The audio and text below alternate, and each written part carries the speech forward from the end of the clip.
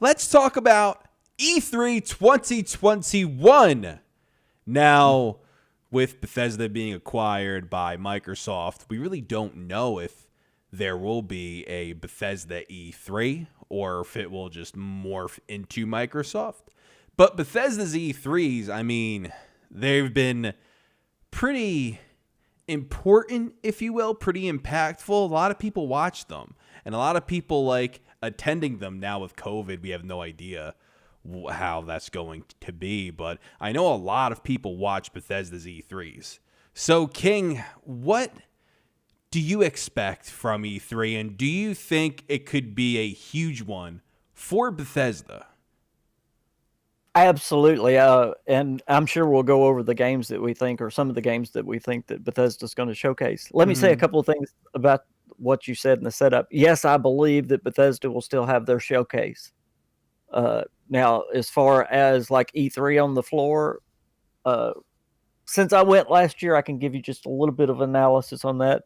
Microsoft was at E3, but yet they weren't. They were next door to E3, and they had their own building, which was really cool. So Xbox had their own stage. They had everything that was right there in-house, right beside the Coliseum where E3 actually was going on.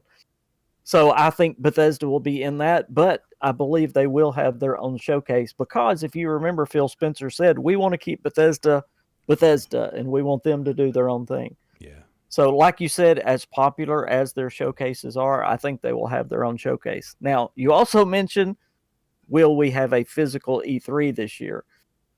Here we are in January.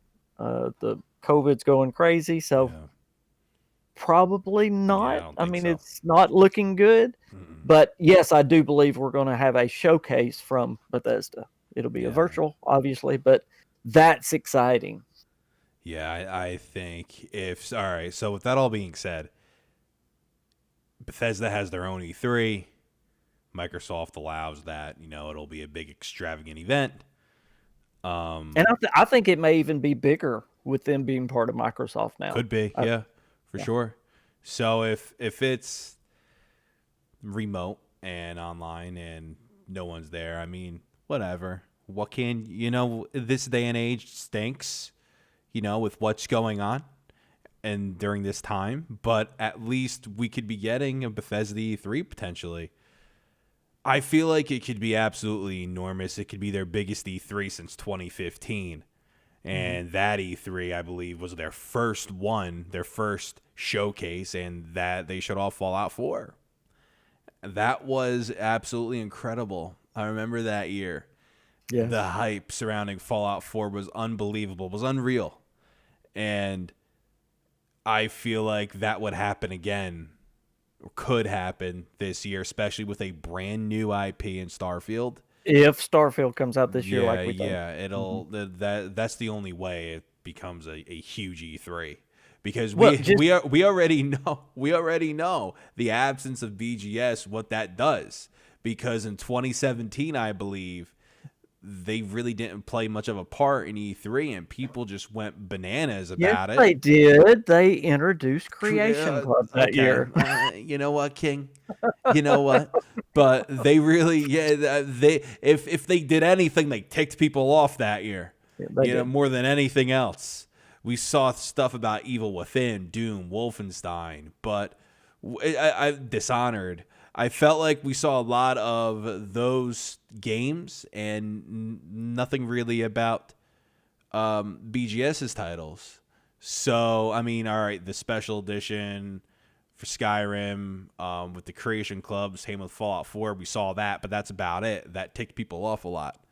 So, that's all we saw. And can we have another E3 that will survive Doom, Ghostwire, Deathloop, regardless if those are new IPs? Will it survive it? I mean, I don't really think so. I think if you're going to have an E3, you better bring in your big guns. Your big guns is BGS. And with that being said, if Starfield is shown, it could be huge.